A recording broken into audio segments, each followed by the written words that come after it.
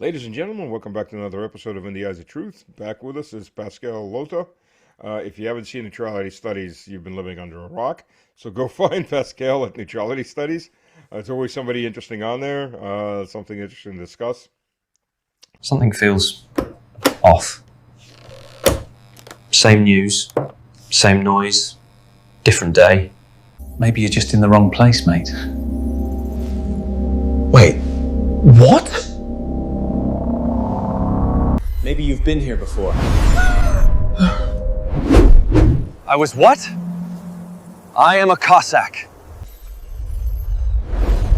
Wait, I remember this. I was a merchant. Okay, this is getting weird. I was a Russian musician. Okay, this is not what I expected. Yeah? Happens to everyone. We just moved. Moscow Connect helped with everything. Visa, paperwork, life is sorted. Wait, it's actually that simple? Maybe it's not about escaping. Maybe it's about finding where you actually belong. Pascal, welcome back to the show. And for those who don't know, Pascal is in Japan, so the theme today is going to be actually about Japan. Pascal, Thanks welcome for back. having me. Thanks for having me, Stas. So last week, the Prime Minister Takaichi, she did something that's I think a little controversial for Japan. She laid flowers at the memorial to the crew of the Enola Gay, if I remember correctly, name of the plane. And for those who don't know, that's the plane that dropped the first atom of the two atom bombs, the first atom bomb in Japan, Hiroshima. So how did that go over in Japan? That visual. So, in Japan, from what I've seen and what I followed, I haven't seen people talking about her laying down flowers for Enola Gay. I've heard her.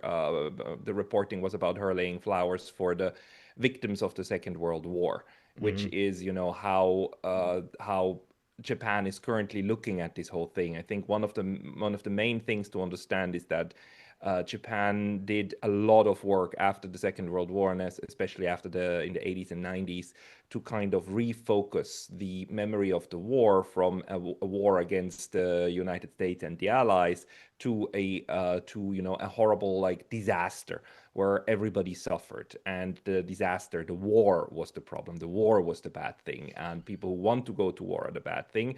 And Japan suffered, right? The suffering of the people in Hiroshima, Nagasaki, but also in Tokyo, the fire bombings, and in many, many other cities, actually. So they really kind of successfully refocused everybody to the suffering, the own suffering and the suffering of the others, and thereby kind of the question of who killed who then becomes secondary, right? So and it was viewed in this sense that this was a memorial. Commemorating the dead of the war on both or all sides. At least that's how I saw the reporting about it. So I didn't actually see people who said like, oh, this was flowers for the people who dropped the bomb on Hiroshima. This is flowers for the people who died in the Second World War. Which has good and bad sides. On the one hand, it's a very reconciliatory approach. On the good side, it's a very reconciliatory approach. On the bad side, unfortunately, it leads the Japanese to this question: oh, but why are the Chinese still so bitter about the Second World War? We all suffered, right? So I Right. mean, it shouldn't. It's long gone. It's in the past. This should be over by now. We all suffered, and we are not holding a grudge to the Americans. Why are the Chinese holding a grudge toward us? So that's the downside of this kind of refocusing of the Second World War. On the good side, it really, you have a strong sense of pacifism in Japan, although it became weaker over time, but it's still the mentality of like a large part of people that war is in and of itself an evil that must never be repeated is very, very strong. Yeah, I don't think it's just the Chinese because the Koreans have issues Yeah, too with the yeah, comfort women and the Korean slaves. yeah. Um, how is are there still bones of contention between South Korea obviously has a relationship with Japan. North Korea doesn't. but are still bones of contention between South Korea and Japan over those issues, or has that Yes, calmed there are. down? Yes, there are, and it has been very, very difficult to resolve these. The comfort women issue is probably the biggest one that's still around, and it's the problem is that this issue has also left the realm of history. We historians and academics cannot help anymore to resolve this because whichever side adds new pieces of information about what actually happened on the ground will be attacked by the other side, either at home or abroad, for being revisionist or being anti-Korean or being anti-Japanese or whatnot. It is so politicized, the topic, that is almost unresolvable at this point. There were cases of there was a case like 11, 12 years ago where a Korean researcher, a professor at a Korean university, put out a book, on her own research, saying that we do not actually have a single document that would prove that it was a Japanese policy to do comfort women. Right? That's the contention is that one side says this was a policy. So the Japanese government itself, with the emperor on top, said go and rape Korean women. Therefore, it is a guilt of the Japanese state. And the other side, the Japanese do not deny that comfort women were taken and were abused and so on. But what they're saying is it wasn't a state policy. This was done by the people, the commanders in the trenches and so on. This is the kind of thing that happened downstream. It wasn't a policy. And there was this Korean professor who put out a book, said like, look, we actually don't have, there is no documental evidence that this was a state policy, and she was sued by the victims of the Korean. She was sued in Korea by the Korean victims of these the group of victims of comfort women, comfort women victims group that then sued her for defamation, and she was dragged in front of the court, and she was ordered to pay some money, or I forgot what exactly the outcome was. But you see, like it's No, kind of yeah. it's so politicized that this happens. And the other thing that was very instructive is that in 2014, Shinzo Abe, the kind of the mentor of Mrs. Takaichi, he became Japan's strongest prime minister back in 2015 because he won a landslide victory the way that she just won one. But in 2014 or 15. And then one of the amazing things he did in December 15 is that he opened something that all the right wingers in Japan look as a can of worms. He did negotiations with the Koreans, and he agreed that Japan would re-examine the comfort women issue and that they would pay reparations. And until then, until 2015, the Japanese government always said, no, no, no, everything has been resolved through a 1965 kind of treaty among us. Everything is resolved. It's all resolved. We're not touching this again. And he, the right-wing Abe, said, we need to fix this relationship with the Koreans. We must be strong allies. Therefore, if this bone of contention, we need to once and for all resolve it. And he, as a right winger, was then able to actually force this down the throat of his own right-wing people, and he reopened the can of worms, and he said, like, good, we're going to pay reparations, we're going to have a joint commission, blah blah blah blah. And he did that in December 15 with President Park at the time. Then, to his very great chagrin, like half a year or a year later, Park had a huge scandal against her, and she was taken out, and she's currently in Yeah, I prison. remember. She lost all power, and the guy who came after her, the easiest way to kind of score political victory at home was by canceling that agreement and say like, no, no, no, it's not enough. You have to pay much more, and we're not accepting this. It's not enough. You have, basically your prime minister must crawl to Seoul and stuff like this. Things that will obviously never happen. And then they kind of undid the treaty, or that they canceled the whole agreement because they said, $10 million is way not enough. What, you're insulting us. Because this works well with the right wing in Korea. Right. So it has left the realm of of academia, and it's probably, it's one of these things that there's too much at stake for different political stakeholders in both countries, that I think it could be comprehensively resolved. So what the current leadership in both countries is trying to do is to just not talk about it. But that only works as long as both agree that we don't talk Right. about it. If one of the two wants to bring it up to piss off the other one, well, it's going to be way straight back on the news. Yeah, you gotta love localized politics like that. Yep. That's what democracies do. This is one of the things. I mean, in democratic systems, you have spoilers that can constantly destroy kind of reconciliatory processes, and well, that's what it is.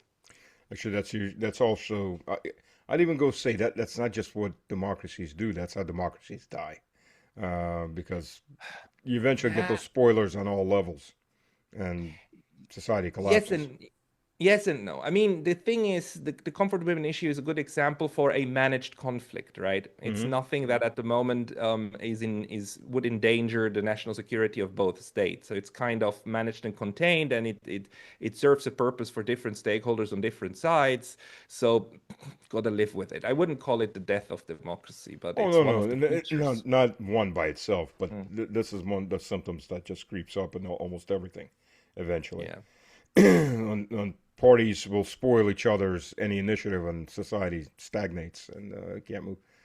U.S. In a lot of ways is a good example of that for internal things that are necessary. I'm not talking about the big plan by the global elites, the Epstein elites for hegemony does that, but for internal issues, Right. yeah, like No, it medicine can. and It everything like can. that. So yeah. Um, Speaking of global elites, uh, there's the wave of instability that's now striking. Well, actually got the Asia first because Asia's closer. The Gulf shutting down, and that's Yeah. 20% of world's oil, about 25% of world's gas, and 30% of the chemical fertilizer. So we know that there's rationing already in South Korea. There's rationing in Southeast Asia. What is Japan doing? What is it looking forward or toward? I mean, there are several countries that are trying to get sweetheart deals out of Russia, but Russia only has so much extra oil that can go around. They can't plug the whole hole physically. You need another two Russias to plug the hole Yeah. that is created with the Persian Gulf. The Japanese are very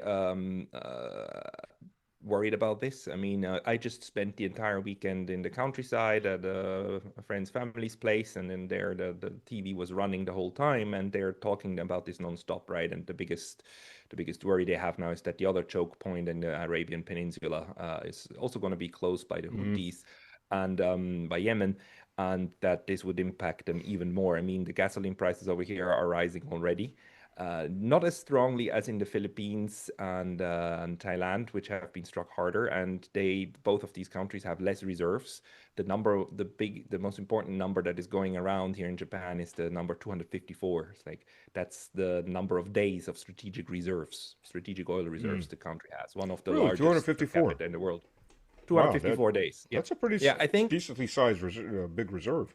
yeah, I think per capita is it's the largest in the world, not Mm-hmm. nominally, but per capita. So the thing is, I am not entirely sure that that is true because like these 254 days, like how do you calculate that? I mean, does that include all of the manufacturing or exclude it? Is this just like the home heating part? I have no idea. But this is the number that goes around, and the fact that they put it 254, I mean, signals that this is precisely calculated. Everything is under control. But it's probably, I mean, half a year the Japanese should be fine in my view, but I mean, half a year is not a long time. I mean, this No, is not a no. long period. So this is a huge contingency.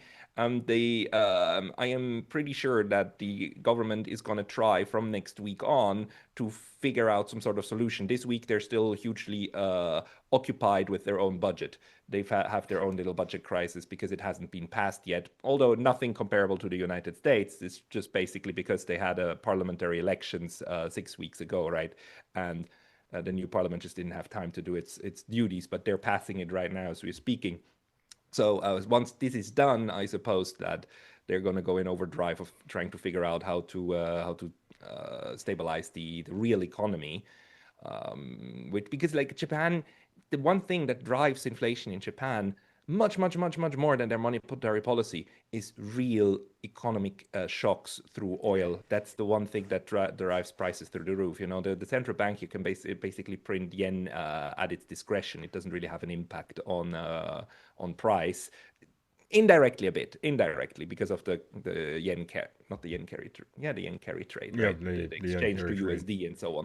But much more oil. They are much more vulnerable to oil and gas, and they need to figure out a solution to this one. Well, how much Japanese electricity is generated by nuclear power? Fukushima, Fuku, During Fukusaki. Yeah, Fukushima, Fukushima.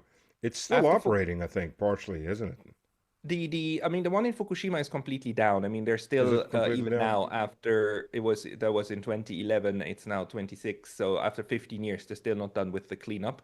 They're still working on cleaning it up. So those reactors are down. But back in Fukushima, I think the number was 52 reactors in total that Hmm. Japan had, and they 52 or 54, and they shut all of them down, all of them at once. Not at once, but within very short period of time, and replaced it with coal. By now, most of these reactors are back online again. Not the one in Fukushima, but the others. So I would suppose that it would. My guess, it's only a guess, but my guess is that it must be around 40, 45 reactors that are back online. I could Hmm. be wrong about this, but a good number of them came back because there were a couple of years ago there were demonstrations against this, but Japan really didn't have that much choice. But you know, the energy mix of Japan, I don't know it by heart, but oil and gas are not replaceable at the moment through electricity. Just also the infrastructure runs very heavily still on fossil fuels, even people's homes to a good degree. The cars are not as electrified as, for instance, Hmm. China. So there's no way that you can replace the fossil fuels at this moment. Yeah, the Japan buys electricity from Russia also. There's an electric cable that goes from Vladivostok into northern Japan.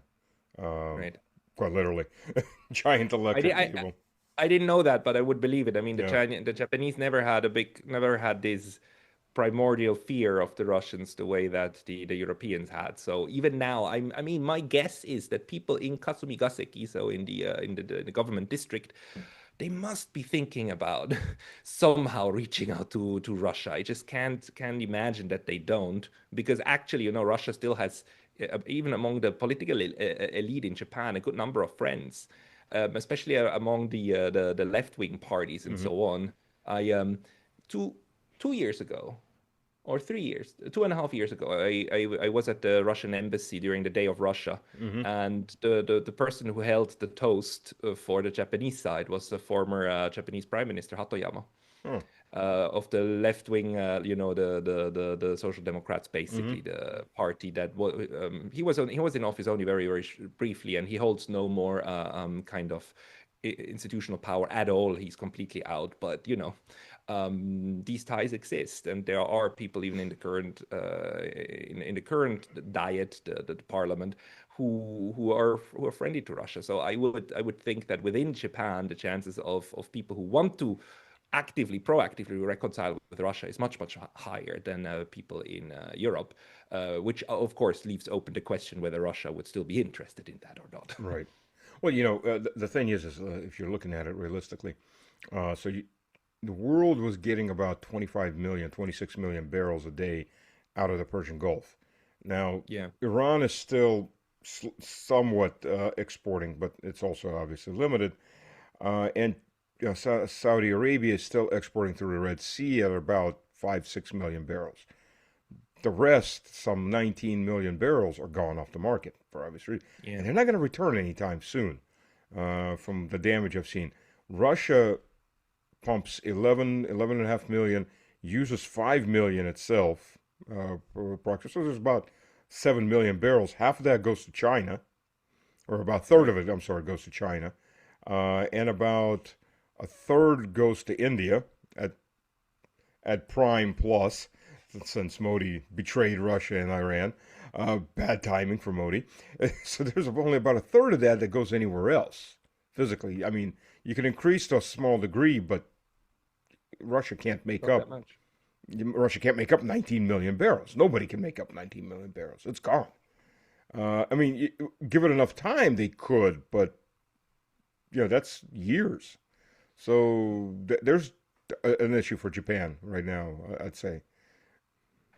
I mean, the thing is, Japan actually has a very capable Ministry of Foreign Affairs with Hmm. actually a lot of Japanese, like really experts on these different in these different parts of the world, including the Middle East, West Asia. So and they used to have a good relationship or a decent working relationship with Iran. You remember there was a crisis with Iran during Trump's first term, I think 2019, the tanker Hmm. Hmm. crisis, which almost became a war because the Iranians actually shot down a U.S. drone. And the back then Prime Minister Shinzo Abe flew down to Iran immediately and tried to broker something. Hmm. He did that on his own account. He just went there because he had a decent relationship with the president in power at the time. I forgot which one it was, and nothing came out of it. But he tried, and the point is that the Japanese prime minister leans that far out of the foreign policy window is kind of special. He also had the guts to do these kind of things, but he did. Nothing came of it, but it just showed me that Japan, has when it has a working relationship, it tries to use them, and its Hmm. working relationship with Iran wasn't that bad. So my best guess is that the people in the Ministry of Foreign Affairs are trying probably to reach out to their counterparts in Iran to see if it would be possible to at least get something still through. But as always, they would never ever talk about this publicly because no, I mean, Japan is not like the United States that does everything through tweets. Really not. They do everything as quietly as possible in order not to embarrass anyone, at least themselves, right? Yeah, the Trump 2.0 administration is it's not even a sieve that's just leaking. It's just an open faucet. There's no retention of information that somebody isn't going to put out in a tweet or on video to pump himself up. It's No, incredible to but watch. yeah, but no, but in a sense, as a strategy, whether intended or not, it still works because if you flood everybody with so many leaks that nobody can make sense of it anymore, then you basically have no leak again, right? Because you bury the truth under a mountain of lies, and you still maintain basically a perfect range of possibilities for the future. I mean, in this sense, what Trump is doing is horrible and bad, but in terms of what he can do, I mean, he could declare victory today and just say like we're leaving and we're taking all of our assets with us because these pesky people in West Asia, we don't give a damn. We won the war, we are leaving. He could do that, and it would still be in character. He could. The mega crowd that's left, because you got to consider about 2/3 of mega left, and they voted for Trump to stop these wars, focus internally, stop the Democrat Republican gravy train and idiocy overseas. That's what they voted for. They didn't get any of that. They got everything the Democrats and Republicans do normally in the U.S. plus on steroids. So yeah, you're right. 2/3 of them left. So no matter what Trump does, he's lost that. But the Yeah, remaining third of his base, he could spin anything to those people. They're yeah, groupies. I mean, yeah. those are the people that are buying Trump coins. that they can't Yeah, yeah. afford it, but I they're mean, buying Trump coins. at this point, he doesn't. Trump doesn't only have voters; he has fans, right? And Yeah, that's exactly. They're part of the his Trump fan team. base is, yeah. No, so I mean it's kind of a different thing, but still, like the range of options that he kept open for himself is still quite large. The Japanese, on the other hand, they would never ever do something like that. The thing that Japan, I mean, this weekend too, like on TV, like it was repeated several times that they're quite proud of is that Prime Minister Takaichi actually told Donald Trump, look, in terms of foreign policy, because he wanted the Japanese to come and put some ships there and open the Strait of Hormuz, right? Yeah, yeah, suicide He mission. did, he did, and she actually she sat there, and what they repeated in TV is that she explained to him, look, there are things that Japan can do and things that Japan cannot do, and she can do and cannot do, and then she actually used Japan's the Constitution's Article 9, the pacifist article that says Japan will not go to war and will not maintain forces to do so. She used that to explain to him this is something we cannot do because of Article 9, which is highly ironic because at home Takaichi is the one who wants to change Article 9. She's the one, and she had to use that, which actually, to me, what I'm looking for now is whether she will continue her whole spiel about, oh, let's change Article 9, let's change Article 9, or if she's going to tone that one down because it actually served her really well. And I think she actually did that well. I mean, that is exactly how you should use such an article if you have it in order to fall back and say, like, look, I would really love to help you. I would love to help you, but I have this horrible thing in my constitution. What can I do? What can I do? I mean, that's actually good diplomacy, you know? And the best part of it is, who wrote the Constitution? The Americans wrote the Constitution. So you go, well, you know, Although what can we do? You wrote the Constitution. True. Although, just I must add that there's a very good researcher. I have his article on my shelf, and he showed kind of that the impetus for like actually putting Article 9 there is actually from a couple of left-wing politicians in Japan at the time who tried to sell this article to MacArthur, and they finally included it. So, written by the Americans, yes. But there was Japanese input to it. But yeah, the irony is huge, right? That's what you do, right? You work with what you've got.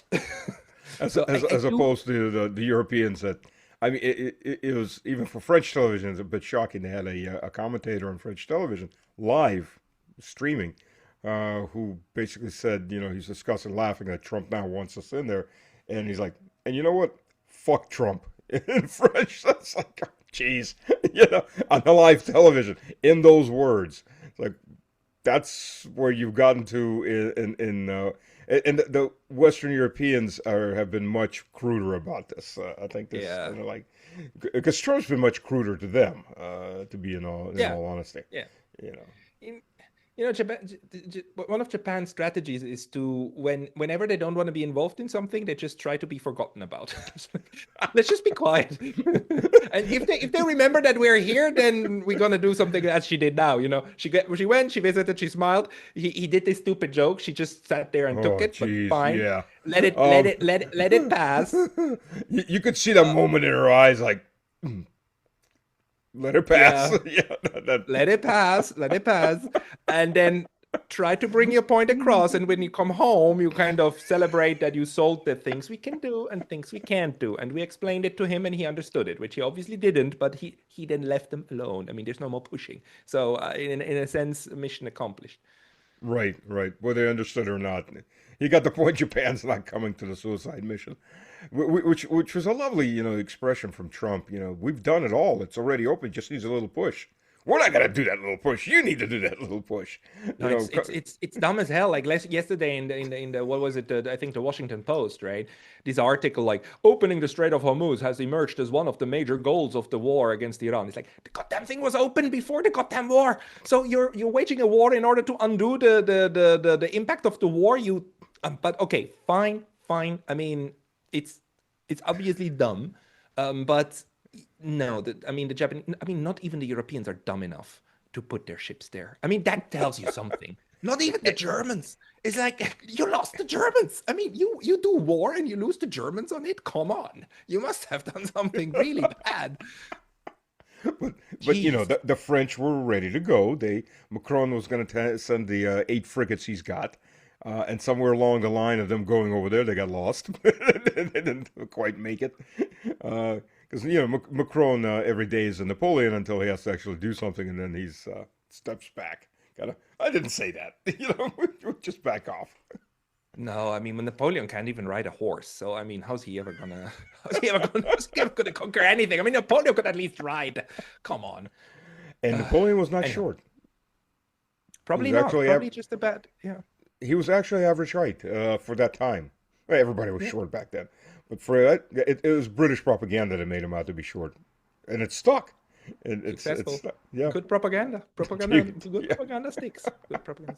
Yeah, no, so I think that's where we are. And with Japan, you know, they are they're worried at the moment, of course, but there's no way that they are thinking about this in a military sense. The thing I wonder is whether they're actually learning the right lesson, which is that these goddamn military bases can be the opposite of security. They can be missile magnets. I wonder, I haven't, the people I talked to so far, but nobody from any kind of security background, just personal friends. All of them said like, oh yeah, right. When I told them, it's like, oh yeah, but that thought seems not to have crossed the mind of people like on the ground here, that bases are more of a liability than an asset. Well, I'm sure the people in Okinawa know that they're more of a liability on the various Probably, rape cases and everything probably. else. They've been wanting Probably. those bases out for a long time. Yeah, yeah, for a very long time. I mean, it's Okinawa is everybody understands that living next to a base is very, very inconvenient and comes with a lot of risks and problems. Hmm. Not so much by being struck by China so far, but the risk of one of these stupid, what are they called? The airplanes that can lift off vertically, the Oh, the Ospreys. The, Ospreys. Yeah, these you know Ospreys what the have been nickname for the crashing in Osprey Japan. is? Huh? You know the nickname for the Osprey? What is it? The Widowmaker. Oh, yeah, yeah, yeah, yeah, yeah. I Yeah. mean, these things, at least two or three came down in Japan, right? And Oh, even one of them, really? I think, Three of them. crashed into a school. And so they've had several accidents with these things. And then the other thing is, of course, the prostitution that naturally grows right next to these bases. And the third thing is the abuse and just a random kind of GI that goes out and then kills a grandma just because he's mentally disturbed, right? This just happens, and it's horrible. And these people wanted these bases out forever, but Tokyo kind of accepts that Okinawa is the one who has to pay the price for the security of Japan. So they've been keeping them there. The mayor, not mayor, the governor of Okinawa has been trying to use international diplomacy, including going to Geneva to the UN and complaining over there and saying these things should be taken out. I mean, completely bypassing Tokyo and going to the international scene directly. They've been trying a lot, but so far nothing worked. I mean, they moved the bases around a little bit, but always within Okinawa from one island to the other. So the Tokyo at the moment is still determined to maintain this relationship that they're having. What they're not willing to do is to give in to what Trump wanted, which is what Trump calls a more equal security relationship, because the current relationship says you give us bases, we give you security, but not the other way around. I mean, if you're attacked, we have to help you by treaty, but if we are attacked, you don't have to help us. And Donald Trump has been complaining about this forever, but the Japanese on this part, they stood their ground, and Hmm. then they said like, no, no, we're not going to do that. Actually, the former prime minister, um, Ishiba, before he became prime minister, wrote a little article saying like, oh, if the Americans want a more equal relationship in security wise, then we're willing to think about that. But that would mean that we also need U.S. Japanese self defense forces in California, right? We need a Japanese base in California. He wrote that, and I was like, good point, very good point. But I mean that's before he became prime minister, and he didn't say it while he was prime minister, and that's kind of out. But not all the Japanese are on board with everything that's happening, not at all. So it's also within even the current diet there are very lively debates of how to approach this, and there are opposition lawmakers who actually, there's one very prominently who keeps saying we're a colony. You understand, we're a Oh, colony, yeah. right? With all of these space, we're a colony. One of the lawmakers keeps repeating that. It's the truth. But a Japanese base in California would actually be positive for California. Not only do they need extra revenue sources because they've taxed themselves into oblivion and driven most of their business out, but there may actually be, discipline and some kind of control around that base as opposed to most of California, which is just chaotic as hell. Yeah, what I particularly liked was when he came to San Francisco and they cleaned San Francisco up. They moved the bums out, they cleaned the streets up, they fixed it. The homeless gone, and the, Yeah. the the drug addicts out of sight. It's like, And they even fixed the streets and they cleaned up the mess just because he was coming. So insane. yeah, so imagine if there was a base in San Francisco, a Japanese base. You would get even better sushi. Although you must say, the Californians, they also innovated sushi. The Japanese are still jealous that it was That was the Americans who figured out that you can make a sushi inside out and call it California maki. It's like where the rice is on the outside, and they're still like, why did they figure that out? Why was it not us? But so okay. Yeah. I mean, you're right. You're right. It's like pizza because pizza was originally an actual pie, so it had the top layer, and then the American Italians removed the top layer. So the actual modern pizza didn't come from Italy; it came from the U.S. Via expat Italians. Yeah. But the Italians eat it. Everybody likes it, so they innovated. Yeah, and that's the thing about humans, right? At the end of the day, we're not as nationalistic to not acknowledge when somebody else has a culinary great idea. So it's like, okay, fine. That's one of the good things of how stuff travels back and forth. Yeah, so at least that's very true. That's very true. Well, listen, even as a colony, I mean, mostly Europe is obviously a colony. Still, at this point, watching what's happening to the Persian Gulf client states, or rather, watching what's not happening to them, they're not being defended by the U.S., which is incapable of defending them, quite simply incapable of defending them, and seeing how the U.S. has stripped its air defense systems out of South Korea in the middle of the night, kind of fitting. In the middle of the night, we'll take out your defenses. And have they removed the defenses out of Japan also? I haven't read about anything about that. The THAAD systems and the Patriots out of South Korea. It was on local television, so I've seen the video. And they're driving them out quietly in the middle of the night toward the ports to airlift them out. Yeah. The Koreans, yes, I saw something beautiful on Twitter over the weekend. May I share with you? It's not Japan, but it's Switzerland. And it made me so happy. So the Swiss are waiting for a couple of years already for their F-35s that they've ordered. And they're also waiting for a couple of either Tomahawk or THAAD. I don't know which one, but they're waiting for one of the It was Tomahawks. I know what you're about to say. Yeah. They're waiting for Tomahawk system. And the Americans are already several years late, but the Swiss, they signed the contract, so they just keep paying, like, I don't know, every month or every quarter, but they keep just paying. And now they got really upset, and they said, we're going to stop the payments that we are obliged to do contractually because you're not delivering. And then now they found out that the Americans are simply diverting the money that the Swiss have been paying for the F-35s to pay for the Tomahawks. And basically the Swiss is saying there's nothing we can do. We're basically just screwed. And they're like, you deserve this. You deserve it so bad. I mean, when will, like, not just in Switzerland, but in all of Europe, when will the penny drop that Washington is not only not a reliable partner, it is an abusive husband that is trying to rape you in every single way they can. I don't know. Maybe. I mean, in Switzerland, the F-35 story is already bad enough. Now you add this Tomahawk story. I really hope that at some point, our parliament actually gets fed up enough. There's still too many people who believe that that's the only source of security we can get. But it's getting worse and worse. Well, yeah, okay, Switzerland. I mean, let's look realistically because I've never really talked to you about Switzerland. But let's look realistically. Switzerland's security has been grounded normally in two things: neutrality.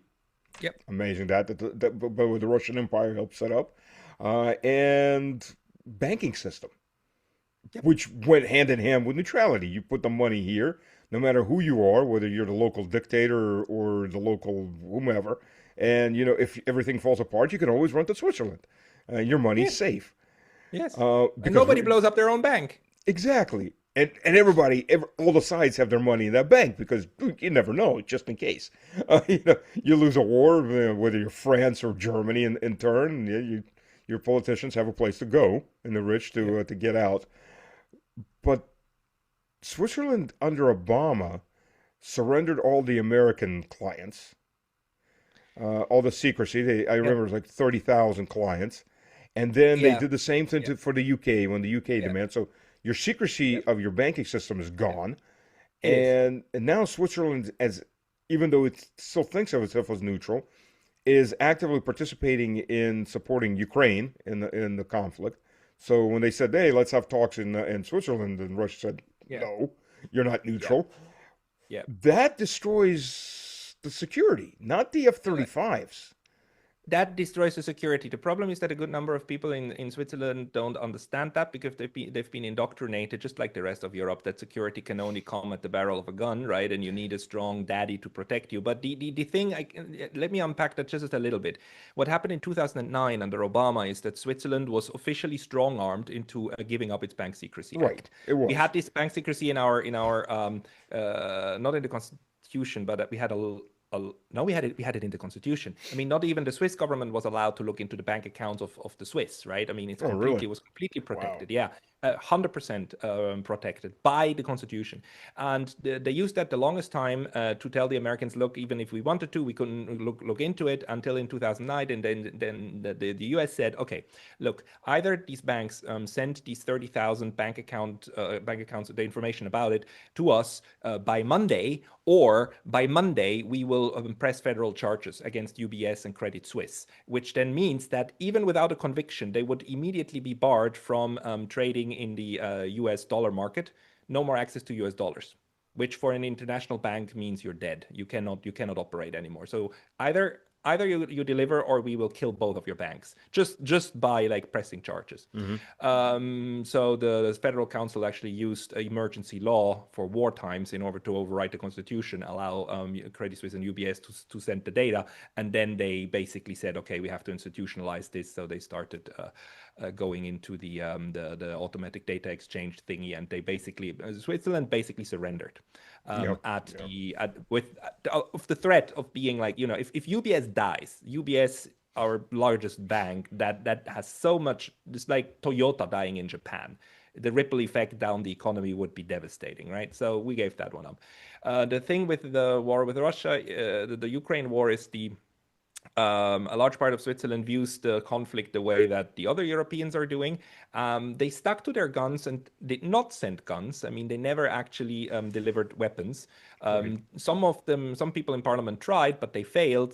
Weapons never went. Only medical equipment, civilian goods to Ukraine. Sanctions, of course. The Swiss government since the early 90s said, no, we will also apply sanctions when Hmm. they're justified, either through the UN or through an international process.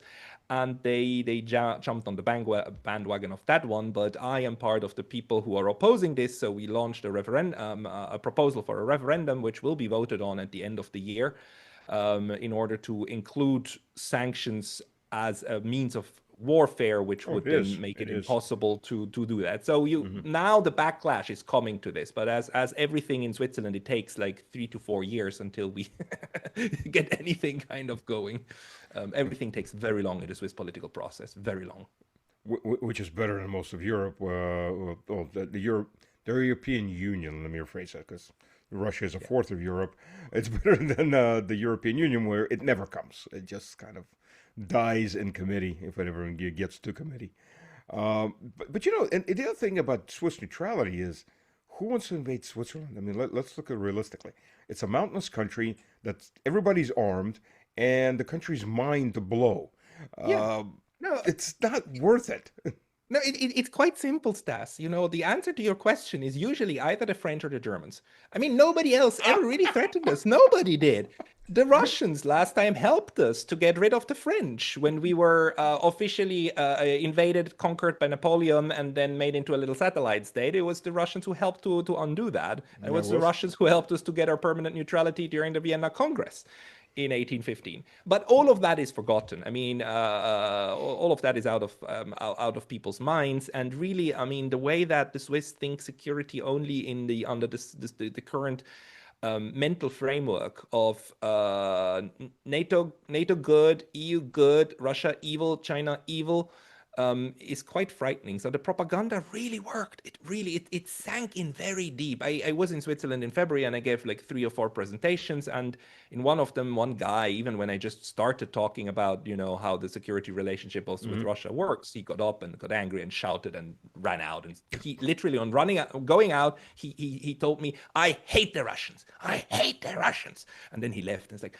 okay, there's nothing you can do with people who have been No, that deeply no. indoctrinated. And I would say it's not the majority, but that guy probably stands for about 10% of the Swiss population. Yeah, and somebody, I guess some Russian actually, as the American saying goes, pissed in his cereal. Or realistically, I mean, a lot of these people. Okay, so you hate somebody, but why do you hate them? And that's a Yeah. blank look you get back because they are. Okay, so what did they personally do to you to make you hate them? And there's nothing there. It's you're right. It's absolute indoctrination. When you It is. I scratch mean, it, they see the devastation in Ukraine, and then the media focuses on the suffering of Mrs. So and so, Mr. So. I mean, and the dead babies and so on.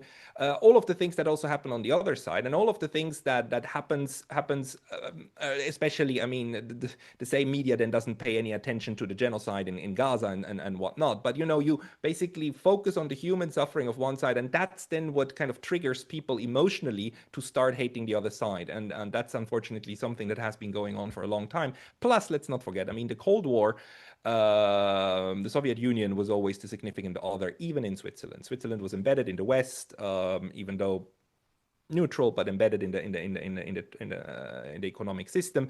And my father, who was in the Swiss army, they always knew, if they think about an enemy, the enemy is always in Moscow, right? That was implicitly understood, although politically, of course, never communicated. But the whole cultural sphere that Switzerland is embedded in is this Western kind of Hollywood, UK James Bond kind of world, in which Moscow is the significant other. yeah, that's the two biggest weapons the U.S. has is not the U.S. military. It's Hollywood, and it's the U.S. dollar, and Yeah, both have yeah, been they going they are down the huge. drain for a long time. Yeah. So it's actually, Yeah. working on getting realism back into Mhm. these indoctrinated societies is going to take a long time, but it has to come. Realism has to come back, because otherwise these places are going to blow themselves up. I Oh mean, yeah, yeah. and damage. I mean, others like very, very badly in the process, of Mhm. course. Because you see, for example, former nation states like Austro-Hungary. Yeah. We've seen Hungary, we've seen Czech, we've seen Slovakia, and realistically Austria also. The right conservatives won, but they didn't have the supermajority. But next elections, more likely they'll have a supermajority. So you're seeing this old territory of the former Austro-Hungarians. They're bucking the EU system. Yeah. They're as Orban said, we've been to war with Russia, the two world wars. We're not going for a third. Thank you. We're not going to participate. We don't need this. And then the other states are doing the same thing, but they have a cultural, yes, they rebelled against each other, but at the end they still have a more or less of a cultural foundation that they all have gone the same direction. Maybe Switzerland will have the same thing to some degree. I mean, it wasn't part of that, but it was neutral. Remembers its neutrality and who helped to It gain that does. neutrality. It does, and that's my great hope. I mean, just the way that I have hope for Japan, because pacifism is still very much ingrained in the population. I mean, neutrality as an idea, as a concept, is very much ingrained. Everybody understands something different about it. I mean, everybody has a different kind of interpretation of what it is or what it should be. But the theory of it is something that very, very few people reject. So, and that's something to work with in order to have a de-escalatory foreign policy. Switzerland will never be able to be a real peacemaker, right? But we can add our little thing, a little space, in order to support it when the possibility is there. And Switzerland has done so a couple of times in the past, Hmm. and that's just the role it should play, like a small, tiny, little supportive role. But real support, not kind of like 2024 Birkenstock kind of stupid integration into the Western approach kind of role. Right, No, it's like right. you keep yourself out of that, and only when it really matters, and only when everybody is equally pissed at you, then you try to offer. Yeah, I mean, that's successful True. neutrality means everybody is equally pissed with you, but nobody is pissed enough to attack.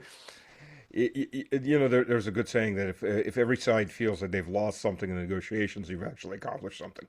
So, Yeah, uh, yeah. yeah, It's just quite simple. I mean, if one side gets everything, the other side gets nothing, you've got surrender. That's what Japan did, in 45. They were forced to surrender, but they were literally nuked.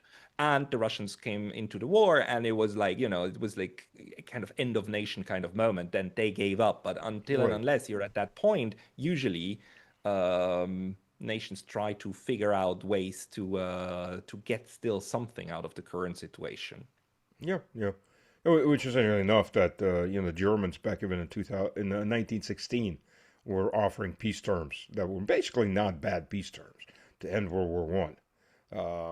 But you're right. Nobody was quite on the ropes in any direction. So yeah, why stop? Keep going. There's not enough dead people yet. We can keep going.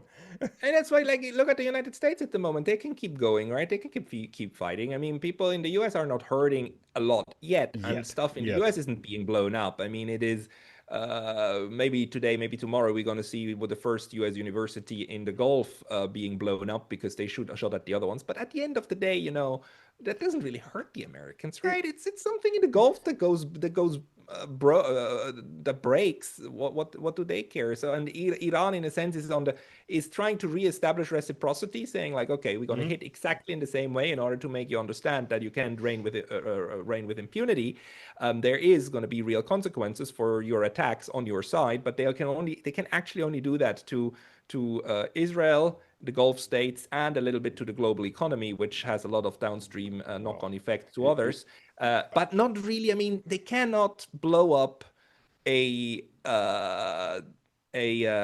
oil facility in California or in New York, right? I mean, and on either coast. I mean, so the United States itself is, as always, and it always has been and will be, very, very well protected by its two oceans. It is to a degree, but the United States, unlike Russia, well, in Russia in 2011, Russia had petrol shortages. Russia was one of the biggest producers, but the companies decided, hey, Europe has much higher prices, so they just massively started exporting to Europe to get the super profits. And quite literally, I remember this because you wound up having gasoline lines. Petrol was in short supply for the country that produced the most petrol in the world. And the government stepped in and said, okay, that's it. We're not playing these games. We're not going to blow up society internally and wreck our economy. So they put a block on exports and they put a ceiling on prices. The ceiling left after a while when it stabilized, then they loosened up the export block. But they've shown that they're willing to put it in whenever it's needed. Like, for example, export block on petrol has gone back off in January, but on diesel is going to go only off in June when the planting season's over to make sure there's enough diesel for the agricultural sector and prices don't skyrocket. So I think now with the situation, probably the petrol export ban is going to go back on too, because again, you got the motion for super profits when everybody else is out of gasoline. It just doesn't exist. But the Americans won't do that. And Trump's already flat out said, yeah, we make money when this goes up, when the prices go up. So he's representing the class that's going to make money, not that the very thin class at the very top, not the other 99% they're screwed to one degree or another. And the one thing that really is a danger to Washington is, of course, if massive numbers of people show up as they did this weekend at the doorsteps of Washington and say like, look, you've got us to deal with as well, right? And I mean, that's one of the things that that ended the Vietnam War. It was the local U.S. protests when the body bags all came back home in masses, right? And more and more and more. And if they actually go along with this stupid idea of a ground invasion, I mean, that's a body bag manufacturing line, right? Basically. Oh yeah. And the Iranians said very clearly, okay, we're going to kill all of them. Sure. I mean, if you want them, get rid of them. Sure, we'll do it. So it's very horrible. It's to me quite unthinkable that they would actually be that insane to do it, but probably they will. They probably will. Then we will see, and then we will see what the reaction will be domestically if it will actually lead to mass protest, or if it's going to lead to this rally behind the flag kind of moment. Oh no, our innocent soldiers are being attacked by Iran. How dare they? In Iran? Yeah, but I don't know. I don't know how they want to spin it. The only thing I'm sure about the U.S. is that they're damn good about spinning. They are Not this really time. masters. Not this time. There's no rally around the flag. It's been about 30%. Even when normally when some American president starts some conflict, even if the majority are against it, they'll still rally around the flag, at least initially. Nothing. They have 30% base, and that's all they have, and that's eroding. I don't know. I just think there might be some kind of ace up their sleeves on the propaganda front. I don't know, but a false flag, something really bad. I don't know, but A something false they must be flag is a thinking about. possibility. But the opening the Straits of Hormuz, we've got to open the Straits of Hormuz. This is them floundering around. They change the basis for this conflict every single day. They don't know how to sell They it. are. They are. Yeah, that's true. That's true. They don't know how to sell it. But again, I cannot tell you with certainty that this is not part of the strategy. I don't know. Maybe there are some people who think about that as a good thing in order again to leave them like 100% freedom of action, what they want to do in the future. If you have like no goals, then anything goes, right? And you're still able to use the machinery of violence in order to implement your evil little spiel. Again, the question: the United States can only be stopped by the United States, and at the moment, there's still, to me, no political indication that this would happen within the U.S. At the rate they're going right now, probably not. But if again they toss 10,000 troops into a meat grinder, I feel sorry for these because Yeah, it's horrible. in my own time, I served in some of these units, so these guys are just going to be sacrificed for absolutely nothing. What happens if you're like serving in one of these units? You've signed the contracts, you've been in it for like 2 years, and then you say, "I'm not going. I'm not doing Jail. this." What happens to you? Jail, How long? depending, but they could put you away for quite a long time. Okay. It's, on the field of battle, if you refuse a legal order, any officer has the right to execute the soldier on the spot. But that's in battle. If you just refuse to go, it's jail. But it's not just jail. A matter of a couple of years, you're destroying any possibility of getting a job in the future, getting credit, getting anything. You're basically exercised from society when you get out. That's it. As a conscientious objector, you're out. Society-wise, you're out. Might as well move to Canada or to Mexico or wherever else because you've burned all your bridges in the U.S. at this point. Well, Because number one, you get a dishonorable discharge, and that's probably for getting a job. Honestly speaking, worse than having had being a rapist or a murderer that's been let out of prison after his term. It's a dead ender on any job. It's a dead ender on credit because you're no longer credit worthy. Doesn't matter why you got the dishonorable discharge. It's the fact that you've got that piece of paper. That's it. So it's a. and is there a database to look people up? Oh yeah, of course. It's the modern Yeah. world. Sorry, I just. It's horrible. This is 20 this is how years the ago, war you might machine- have been able to get around it somehow like that, but no, not now. Everything's Yeah, if you don't checked. change your name, it sticks with you, right? Yeah, yeah. Horrible. So it's pretty serious from that point of view. But yeah, you're right. A lot of people don't want to do this, and they're right. Why are we fighting for Israel? I don't want to fight for Israel. It's the same thing as they say. America. Their favorite is you're fighting for America's freedoms. Well, my answers are, well, what the hell kind of freedoms do you got that they keep getting drunk and lost in Afghanistan or in Iraq or Somalia or wherever else? Your freedoms are apparently a bunch of drunk party girls that just go off and wind up being stuck in Yugoslavia because that's your freedoms. But internally, then you got laws, for example, that if you take a federal credit at a university level to go to university, and the American university is so bloody expensive, unless you're rich, you're always going to be on credit. Just as an example, in 1990, when I went to university as a resident of the state of North Carolina at NC State, my tuition was $400 a month. It's like around $9,000 right now. Yeah, it's insane. You can't go to summer job and pay it off like you could when I was first there. So if you take the new law, if you take a federal credit, you're no longer allowed to criticize Israel. You can criticize the U.S. You can't criticize Israel.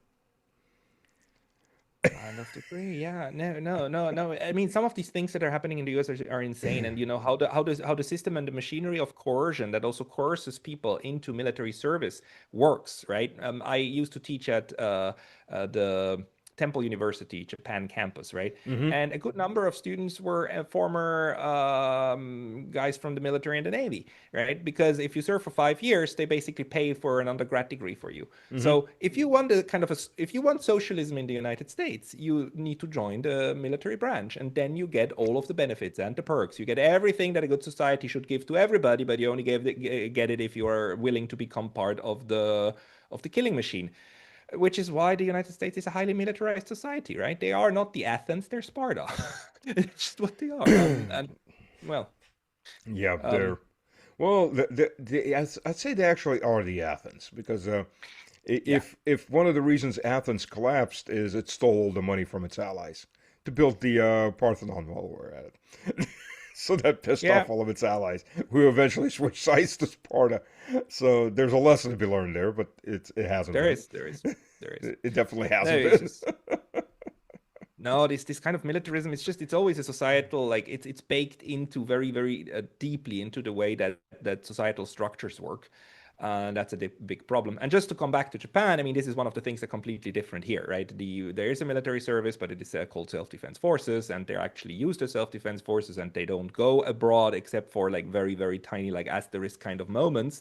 But they've been restrained in here, although the overall military power that Japan has is not insignificant. The United States would like to enlist that into their little scheming. So far, it didn't work, but I'm very worried now about these goddamn bases, because if ever something similar happens as in West Asia here over here, and China hits these bases of the United States in Japan, then well, I mean, what's Japan gonna do? I mean, then Right, you are right. attacked. So it's really easy to push Japan into the bayonets of the Chinese. Hmm. Really easy for the Americans. And I do hope, and I have no indication, I don't know how they think about this. I'll try to figure it out in the next months. I do hope that they're taking the right lesson of trying to figure out how to deal with this contingency, which is by now the US bases on your sovereign territory. Yeah, yeah. In the militarism, that's another interesting point because Russia's accused of being a militaristic country, but historically Russia avoids wars when it can. It doesn't go out Yeah. looking for a fight. U.S. Is modeled as the country that loves peace, but has spent almost its entire history in war. It's like 15 years of peace in the entire American history. Spread out very conservatively, a year here, or half a year there, and since 2001, absolutely 0 years of peace. So, yeah, 24 years of absolutely no peace, and then, but they talk about themselves as a country that loves peace and isn't militarized, but realistically they are, and they're very pro Highly war. militarized. Yeah, Highly yeah, militarized. yeah. It's So interesting approach. But, it is. It is. but Pascal, thank you for your time. Thank you for clearing up on Japan and you're right, Japan stays to the side, but Japan is a major economic power, so it's It is. something that can't be ignored. It It, is. Japan has all the possibilities to be a balancing middle power, and mhm. doing a good job over here of balancing interests of different sides, because it has a lot of potential in that. But unfortunately, I do think people in Washington are wondering of how to transform Japan into a mega Ukraine. I really Oh do. I yeah, mean. absolutely, So absolutely. Japan must work against that. I try to figure out how many people actually how many people actually understand how dangerous it is at the moment for them. Yeah, the a lot of countries are taking a very wrong lesson from Ukraine. Yep. They're not Yep. because for them the history started in 2022, not Yep. in 2013 or actually even earlier than that. That's one of the good things over here. Actually, when you watch Japanese TV, they do much less indoctrination. There's a bit of that as well, but Hmm. they still do a good number of useful pieces of histories of conflicts. And even with the Russians, with Ukraine and Russia, they go back to Maidan and so on. I've seen that here in TV, things that I just wouldn't see in Europe anywhere. And No, also no, with never. the genocide in Gaza, they actually go back to 67 and so on and explain what Gaza was about, and entire like 1 hour segments and so on. Um, with Iran as well, they show the number of 1,900 people killed in Iran and like 22 people killed in Israel. They show these two numbers side by side, and it's just something that in the West they would naturally leave that away, right? No, yeah. Because it doesn't convey the message that you think is the good message. So Right. I still have a bit of more hope for Japan than for Europe. Yeah, Europe's lost. I mean, mentally, Europe is lost for the most part. So we'll see. Maybe Switzerland will also find its way back to sanity. Working on it. Working on it. Good. And let's hope Europe doesn't take any actions against you the way they've done it against other Swiss citizens. But I just launched a new homepage. I mean, my homepage, neutralitystudies.com, is relaunched, and it now automatically downloads my videos and links them with Rumble and downloads the thumbnails and everything. I'm getting prepared for being eradicated from YouTube, so that at least I don't lose my archive.